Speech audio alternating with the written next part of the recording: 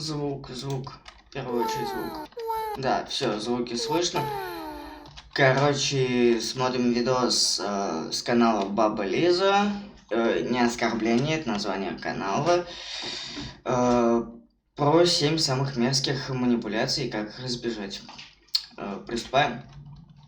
Сейчас, наверное, будут короткие трансляции, поскольку я выборочно выбираю видос, запускаю стрим. Может, это как-то поможет мне везде продвинуться. Ну вот, погнали.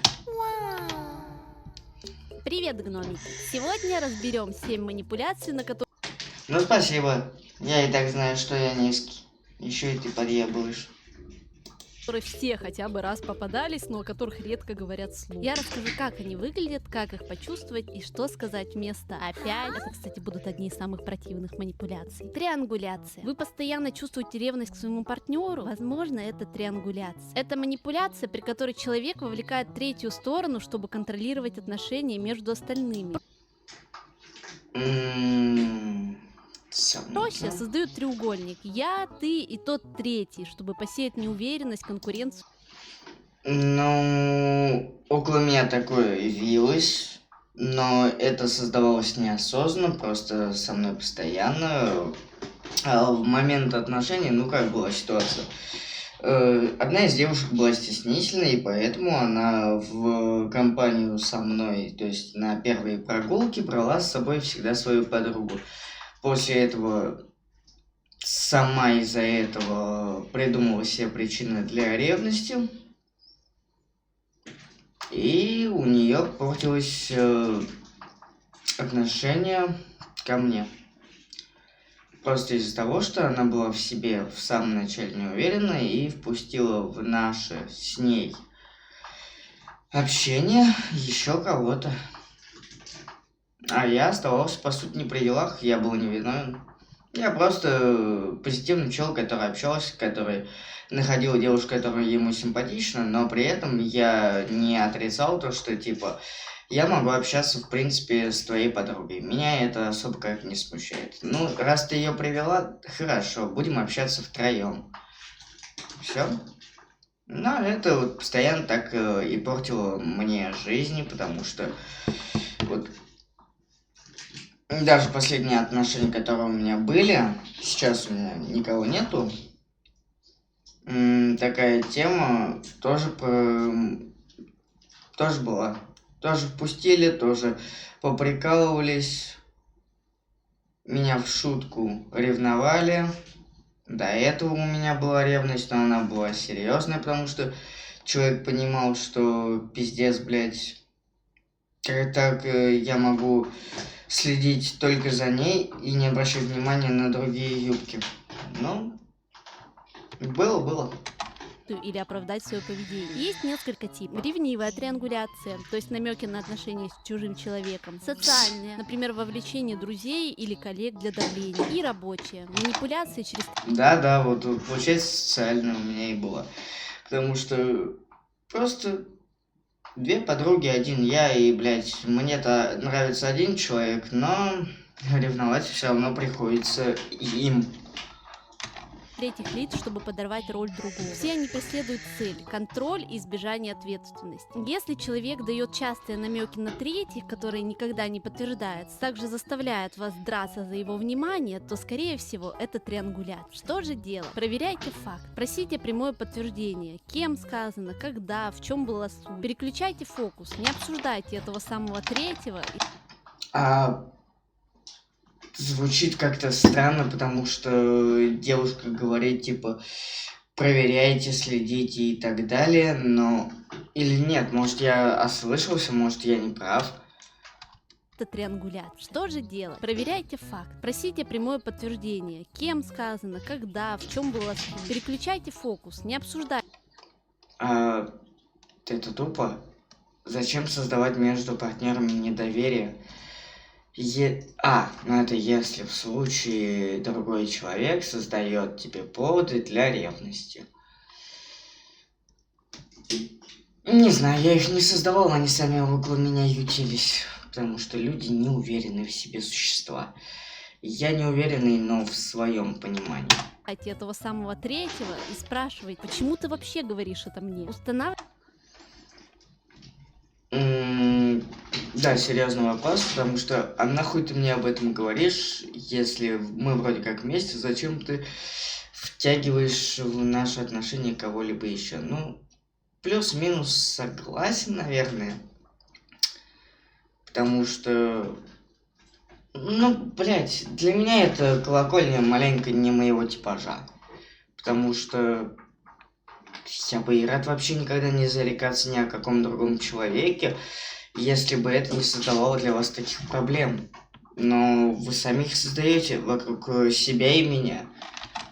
границы. Скажите, что не будете обсуждать слухи или разговоры без присутствия этой самой третьей стороны. Документируйте. Если речь о работе, то письма, даты, свидетелей. Пусть он все это докажет. Не втягивайтесь в борьбу за внимание. Сохраняйте автономию эмоций. А если повторяется, то говорите прямо. Когда ты втягиваешь третьих, я чувствую, что ты мной манипулируешь. Триангуляция — это хитрая, но распознаваемая манипуляция. Главное — проверять факты, ставить границы, не позволять втягивать себя в чужие игры. Интересный факт, мной так манипулировал мой первый бойфренд из школы. Кстати, про школу. Когда я готовилась к Блять, сочувствую тебе, девчонка. Лиза, я тебе сочувствую. Что у тебя такое было?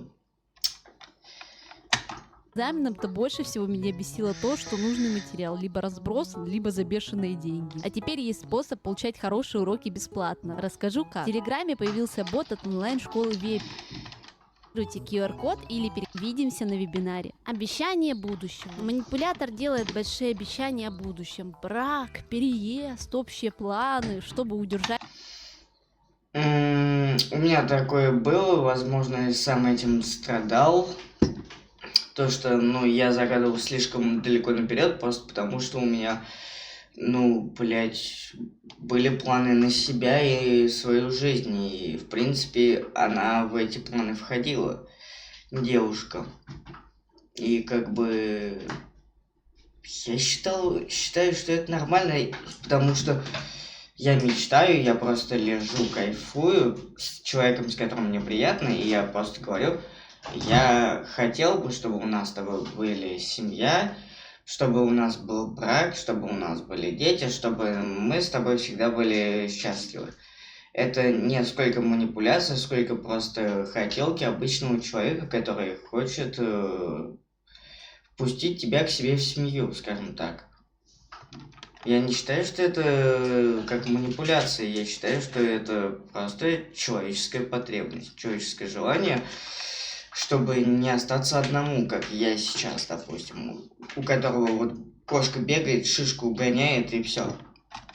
В настоящее. Формы бывают разные. Романтические обещания, то есть свадьбы, дети, карьерные, повышение или совместный проект, финансовые, например, инвестиции, крупные покупки, подарки, и бытовые, переезд или совместные планы. Цель Переезды я в своей жизни совершал неоднократно, уже, наверное, это 6-й или 7-й переезд за последние 3 года, именно когда я стал жить плюс-минус один. Я постоянно переезжал с девушкой. Сейчас я вроде как остолбенился, да. С той девушкой я разошелся, с другой девчонкой, с которой недолго был, тоже разбежался. И по итогу вот сейчас один, и я не хочу терять это место. То есть для меня вот переезды, там, вот эти планы, это гарантированно то, что мы сделаем так, чтобы наша жизнь была лучше. Хорошо. В остальном я вроде все объяснил, то, что потребность в семье и улучшение положения – это нормально. Я не считаю это за манипуляцию. удержать вас в отношениях или получить выгоду сейчас. Через год мы съедем, я подкоплю денег и начну бизнес. Поверь мне, это будет все для нас. Хорошо, я подожду, буду откладывать и терпеть. Манипулятор получает терпимость и преданность сейчас, не собираясь выполнять обещания. Если человек дает большие расплывчатые обещания без конкретики и сроков... Хорошо. Как ты тогда понимаешь, надо поступать молодому человеку по отношению к девушке, если тебе не нравится обещание на долгосрочную жизнь? То есть, получается, удобнее всего это быть с изначально успешным человеком, у которого все есть. Ну, тогда получается, что у нас подтвердится гипотеза о том, что девушки-тарелочницы, раз они не хотят ждать чего-либо. Я правильно понял?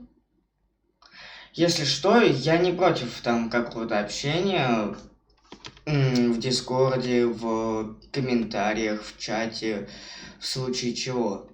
Так что я не против на эту тему подискутировать. Также планирует будущее, и эти планы постоянно откладываются. А еще использует обещания в моменты, когда нужно доверие или компромисс, тот вами точно манипулирует. Что делать? Требуйте конкретно. Доверие и понимание. Обещания даются в момент доверия и понимания. Но когда давать обещания, когда тебе не доверяют и не хотят тебя понимать? То есть, когда вы уже максимально отстранены, да я тебе обещаю, у нас все будет, но как будто бы это еще больше оттолкнет человека и скажет, типа, да иди ты нахуй.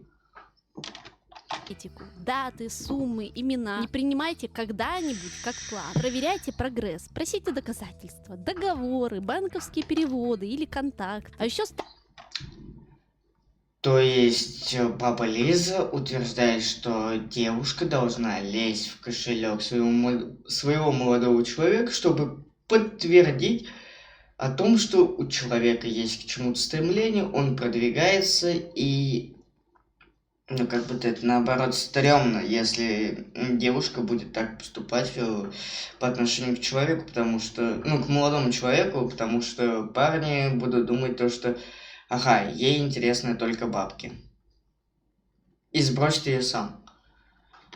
У меня такого не было, но я вот слушаю эту ситуацию, и у меня вот только такое понимание и выходит. То, что в первый раз она говорит, типа, проверяй все на факте, узнавай все с третьей стороны. Окей, с этим я согласен, но ситуация противоположная для меня. А вторая ситуация, лезть в кошелек, ну, как будто это стрёмно. ставьте границы. Не ждите пожизненных решений и не жертвуйте своими ресурсами ради обещаний. Фокусируйтесь на действиях, а не на словах. Поступки важнее красивых обещаний. А если повторяется, то признавайте, что это паттерн, и принимайте решения. Разговаривайте, ставить отношения на паузу или Далеко не каждый человек хорош в общении, допустим, ну, говорю на своем, допустим, примере. В моих отношениях было так, ну, отношения были давно, но ситуация была такая, то что человек, с которым я был вместе, не хотел особо общаться. Он всячески избегал любого общения, но когда общение требовалось ей, она не понимала, почему я от этого общения ухожу.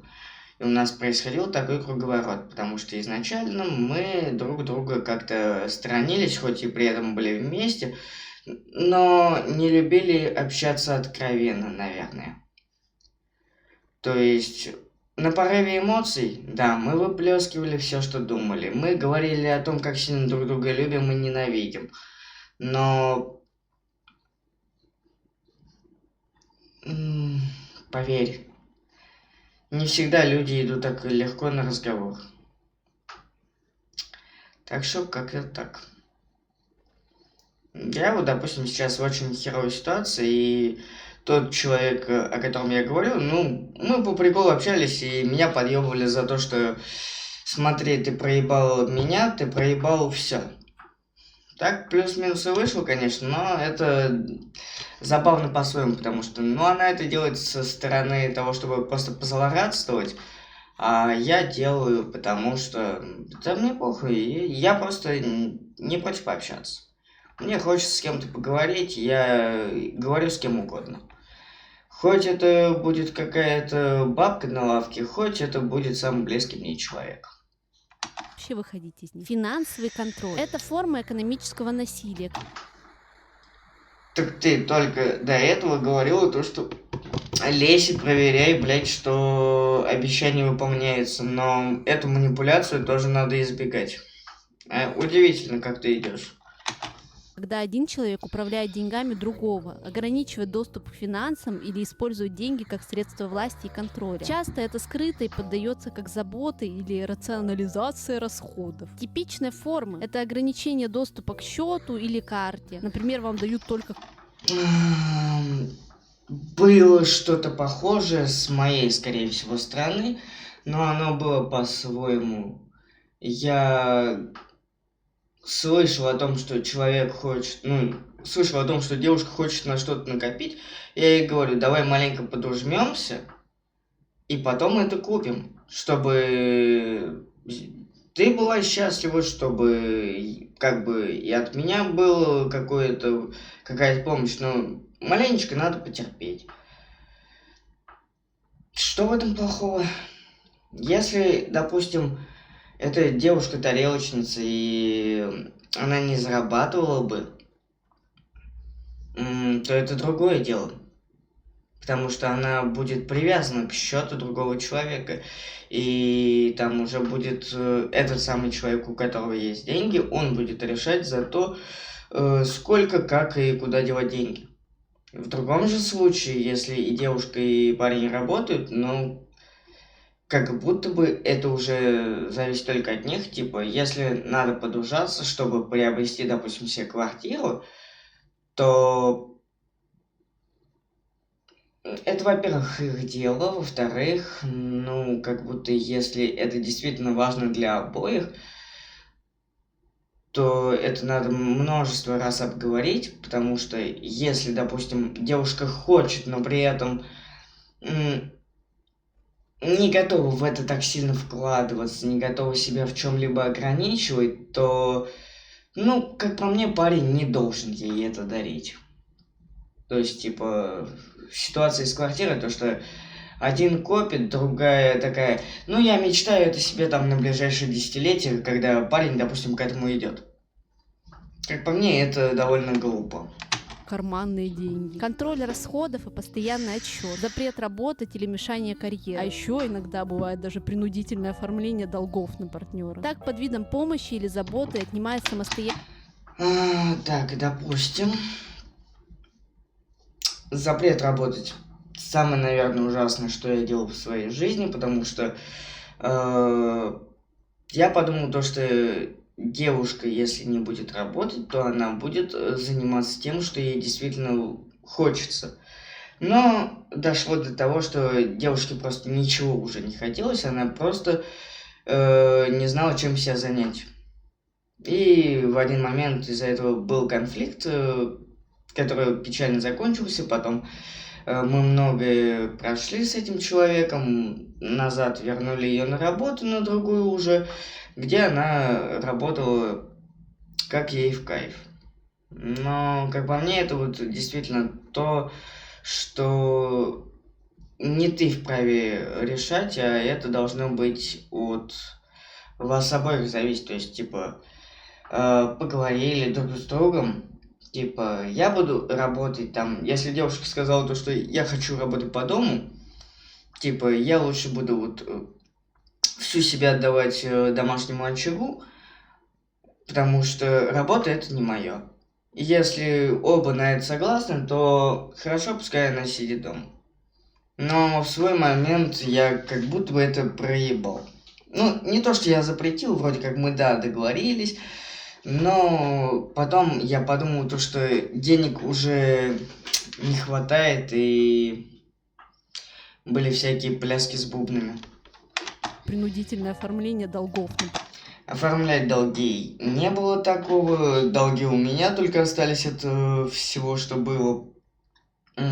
Ограничение доступа к счету.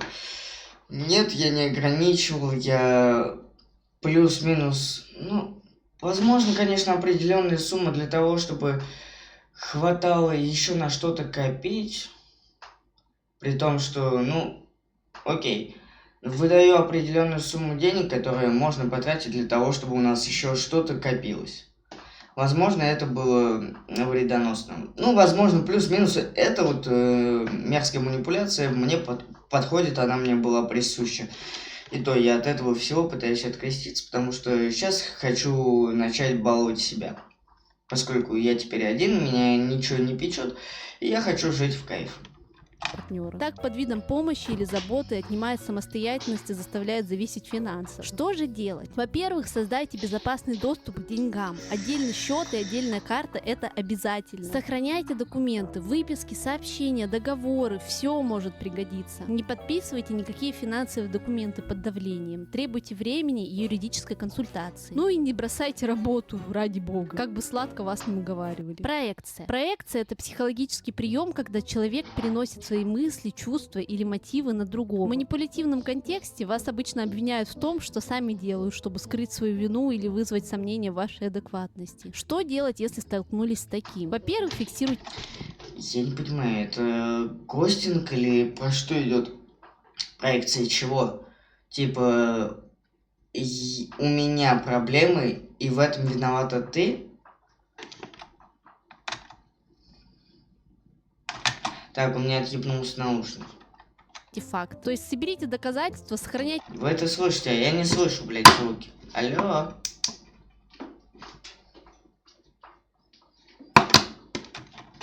оров и Ну-ка. чтобы скрыть свою вину или вызвать сомнения в вашей адекватности. Что делать, если Ну, короче, это перекладывание вины, а не проекция, скорее всего. столкнулись с таким? Во-первых, фиксируйте факт. То есть соберите доказательства, сохраняйте записи разговоров и ситуаций. Ну уж если человек себя так ведет, то даже диктофон не грех включить. Во-вторых, Блядь, ну как по мне в отношениях это мерзкая тема, но было такое, испытывалось эта хуйня, когда мне предъявляли переписки, но где я во всем винил, блядь, все что угодно, но не себя. Но это скорее парень инфантильный уебан. Я себя таковым считаю, потому что... А кто любит в этом мире ответственность, скажите мне? Я пока что... Ну как? Я принимаю ответственность, но... Я стараюсь всегда все упрощать для того, чтобы не было причины брать хоть за что-то ответственность. То есть я пытаюсь упростить жизнь для всех, чтобы тык-тык-дык. Пытаюсь упростить жизнь, чтобы не пришлось ни о чем мучиться, сожалеть, страдать и так далее. Чтобы не пришлось даже задумываться о том, блядь, что же я наделал. Потому что если все просто, то зачем усложнять? отвечайте спокойно и по факту. Не ввязывайтесь в эмоциональную ловушку. И заботьтесь о себе. Манипуляции очень сильно истощают. Ищите поддержку, терапию или другую консультацию при необходимости. Иногда даже стоит подключить третью сторону, например, друга, который подтвердит и поддержит вашу правду. А есть такие еще друзья удивительные, которые, могут послушать одного человека и другого человека и выберут того, кто просто окажется убедительнее, вместо того, чтобы просто послушать все, что накопилось у обоих людей, что можно, в принципе, обсудить, выбирают заведомо, блядь, сильную сторону, и оказывается, что другой человек вообще не прав во всем, как будто бы другой должен вообще подстраиваться под первого. То есть, допустим, есть друг, которого вмешали в конфликт, и в зависимости от того, кто громче сказал, парень или девушка, чье впечатление на него больше воспроизвело, того он и будет поддерживать. Это не именно логическое, это больше позиция того, блядь, это позиция дебатов, где выигрывает тот, кто круче сказал, кто употребил более сложный эпитет, так скажем, который прозвучал красиво, типа «поддержим-ка мы его». Ну, это хуйня. Условная любовь. Условная любовь — это когда привязанность, одобрение или внимание даются не за то, кто вы есть, а за то, что вы делаете. «Я люблю тебя» превращается в «я буду любить тебя, если ты», и это инструмент контроля. Это же можно развернуть. Человек может спросить: а за что ты меня любишь? И ты уже вольно-невольно просто либо отвечаешь: я люблю тебя за то, что ты есть, или я люблю тебя за то, что ты такой вот весь из себя успешный. То есть, если я, допустим, потерял успешность, ты меня любить не будешь. Ну, получается так. У меня в отношениях было такое, то что я люблю тебя за то, что ты есть, и то почему-то в отношениях со мной, сказать честно, девушки не особо сами любители говорить о том, что любят. Вот конкретно на своем примере говорю. И манипуляции. Типичная форма. Например, эмоциональная награда или наказание. То есть ласка при правильном поведении и холод при ошибке. Манипуляция внимания. Похвала как валюта. Контроль через достижение. Я люблю тебя, если у тебя есть работа, деньги. Ну, это вот то, что самое я сказал. И как будто бы это хуйня. Девушки зачастую реагировали просто. Типа, ты задал вопрос, тебе на него ответили. В обратную сторону ко мне особо такое не применялось, потому что, видимо, люди не так искренни.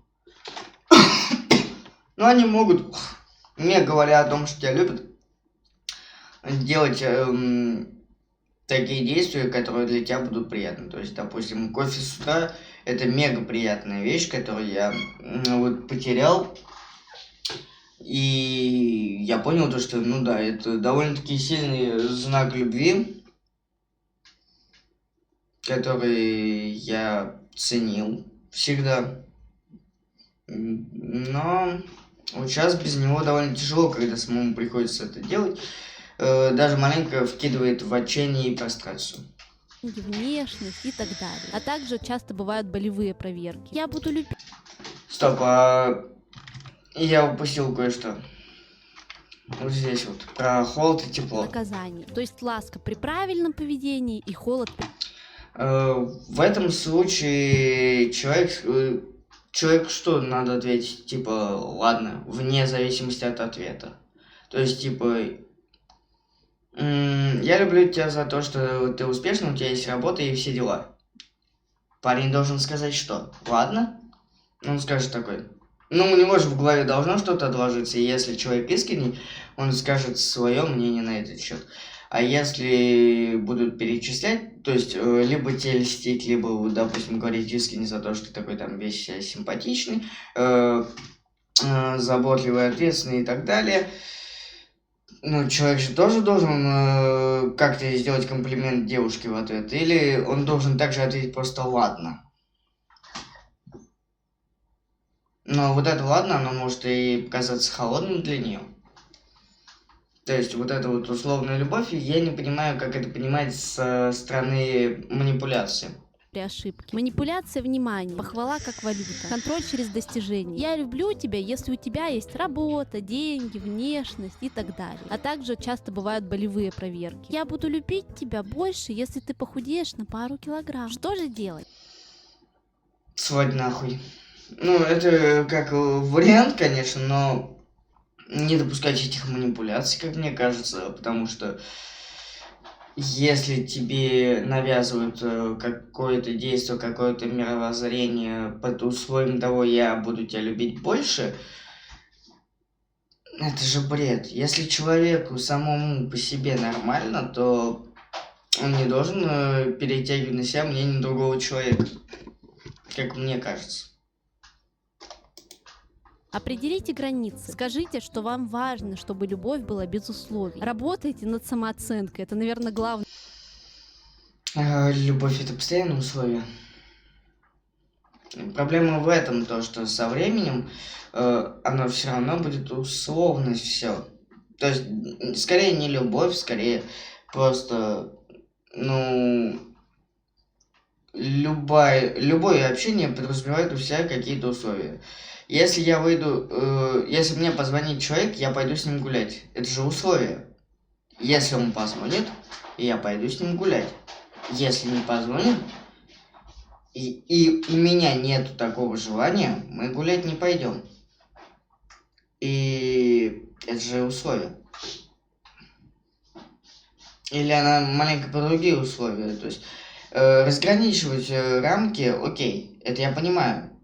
И это же тоже свои условия. То есть условие такое, ты не лезешь вот в плане этого, то есть, допустим, в плане внешности похудеть, вот как говорит, ты в это вот дело не лезешь. Либо ты любишь меня такая, какая я есть, в случае с девушками, либо ты поищи другую себе. Потому что, ну, я займусь этим, когда я захочу. Это должно быть плюс-минус так. С этим я еще согласен. Но это же тоже условие. Совет во всех И они должны подтверждаться через то самое общение, про которое я до этого говорил, то, что не каждый человек любит на все темы общаться. этих манипуляций. Если паттерн повторяется, то ищите поддержку, друзья или терапия. И оцените отношения. Стоит ли вообще оставаться с этим человеком? Использование детей, животных, общего имущества как рычага. Это когда кто-то использует ваших близких. Плюс-минус такое было.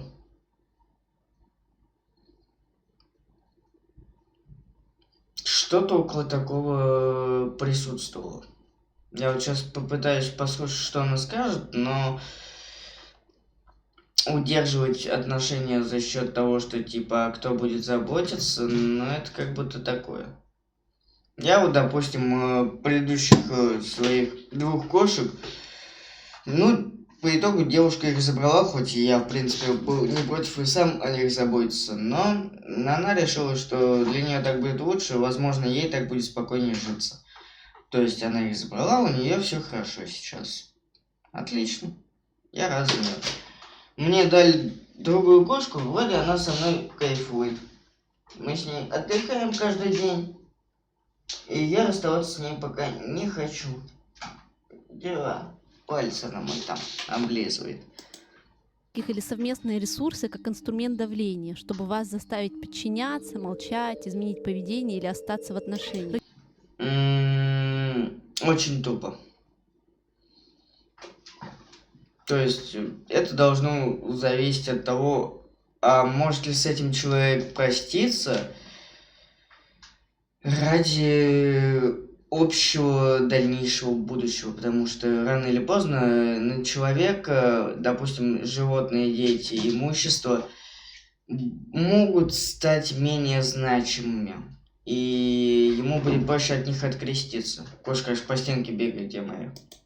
Рычагами обычно служат дети, домашние животные, жилье, машины или даже документы. Частые формы – это угроза забрать ребенка или ограничить общение. Также использование кошек, собак и других домашних животных. Запрет пользоваться автомобилем или квартирой. Также прятание важных вещей и документов. Если в угрозе участвуют дети или питомцы, то безопасность первостепенна. Вот что делать. Оцените безопасность прямо сейчас. Если есть явная угроза жизни и здоровью детей и животных или вам, то звоните в экстренные службы немедленно. Фиксируйте все. Сохраняйте сообщения, звонки, голосовые, скриншоты. С таким я сталкивался, но сходил, что плюс-минус как-то выходили на тормоза, но отношения между нами за счет этого ухудшались, потому что эта тема неоднократно поднималась позже в отношениях, когда плюс-минус хоть и ситуация успокоилась, но при этом она была по другой причине, если накалялась, то эта тема могла всплыть, и становилось неудобно, обидно, блядь, это задевало чувство другого человека.